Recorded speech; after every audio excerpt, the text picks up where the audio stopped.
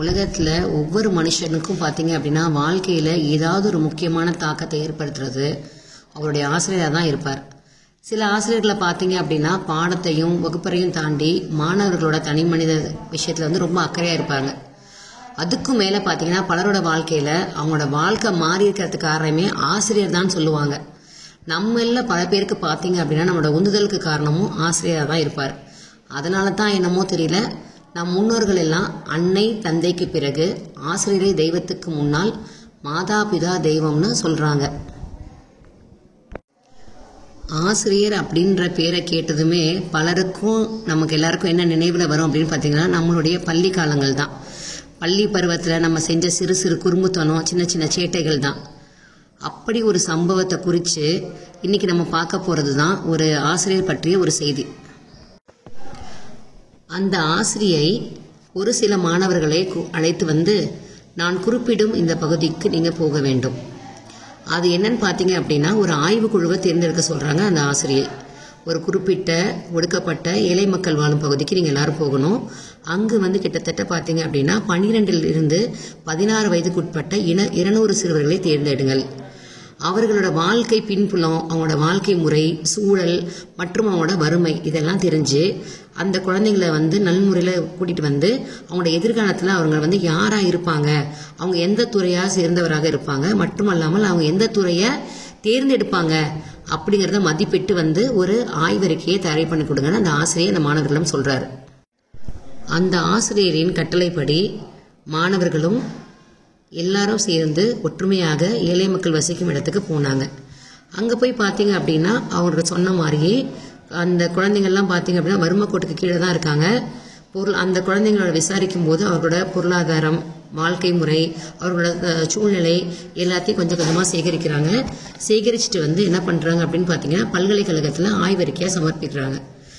ஆய்வறிக்கையை அந்த ஆசிரியர் படித்த உடனேயே ஒரு செய்தி சொன்னது கேட்ட உடனே பயங்கரமாக திடுக்கிடும் தகவலாக தெரிஞ்சது. அது என்னன்னு பார்த்தீங்க அப்படின்னா அந்த பகுதியில் இருக்கிற சிறுவர்களில் 90% பேர் சில காலமாவது சிறையில் வசிப்பார்கள். அப்படி ஒரு குற்ற பின்னணி கொண்டவர்களாக அவர்கள் பின்னாளில் மாறுவார்கள் என்றது ஆய்வறிக்கை. 20 வருடங்களுக்கு பிறகு அதே ஆய்வு, அதே பகுதி இன்னொரு மாணவர்கள் குழுவை பல்கலைக்கழகம் அனுப்பி வைத்தது. முதலில் சென்ற குழு ஆய்வு மேற்கொண்ட சிறுவர்கள் தற்போது வளர்ந்திருந்தார்கள். அவர்களில் பலர் இப்போதும் அந்த பகுதியில் தான் வசித்தார்கள். சிலர் மட்டும் இறந்து போயிருந்தார்கள், சிலர் வேறு பகுதிக்கு குடிபெயர்ந்தார்கள். ஆனாலும் முதலில் ஆய்வு செய்யப்பட்ட 200 பேரில் 175 பேரை தற்போது சென்றிருந்த குழுவினரால் சந்திக்க முடிந்தது. திரும்ப திரும்ப அவர்களிடம் பேசியதில், விசாரித்ததில், புள்ளி விவரங்களை திரட்டியது ஓர் ஆய்வு. ஆச்சரியமான தகவல் கிடைத்தது.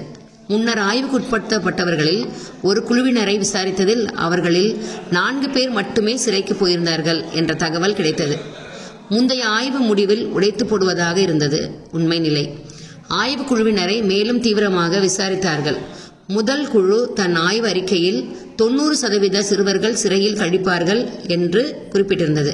ஆனால் 15% பேர் கூட அப்படி சிறைக்கு போகவில்லை. காரணம் என்ன அல்லது யார்? அங்கிருந்த 75% பேர் ஒருவரை கை காட்டினார்கள். ஒற்றை மனுஷி, அவர் ஓர் ஆசிரியை.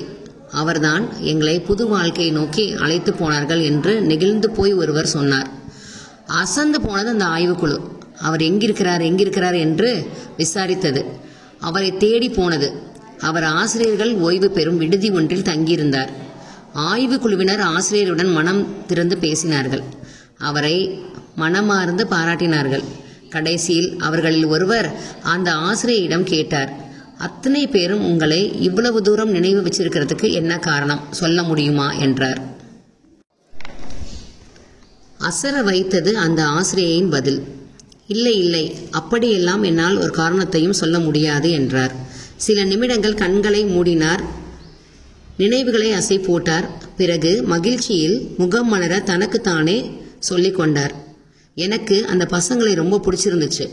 அந்த பசங்களோட பிரச்சனையை நான் என்னன்னு விசாரித்தேன். அதற்கான தீர்வையும் சொன்னேன். சில நேரங்களில் அந்த மாணவர்களாக நானும் அவர்களைப் போல மாறினேன். இப்படி தன் மனதில் இருந்ததை திறன்பட பேசினார் அந்த ஆசிரியை. விடியாத இரவென்று ஒன்றுமில்லை, முடியாத துயரென்று எதுவும் இல்லை, படியாத வெள்ளமென்று எதுவும் இல்லை, வாழாத வாழ்க்கை என்று எதுவும் இல்லை என்று கூறி உங்களிடமிருந்து விடைபெறுகிறேன். நன்றி, வணக்கம்.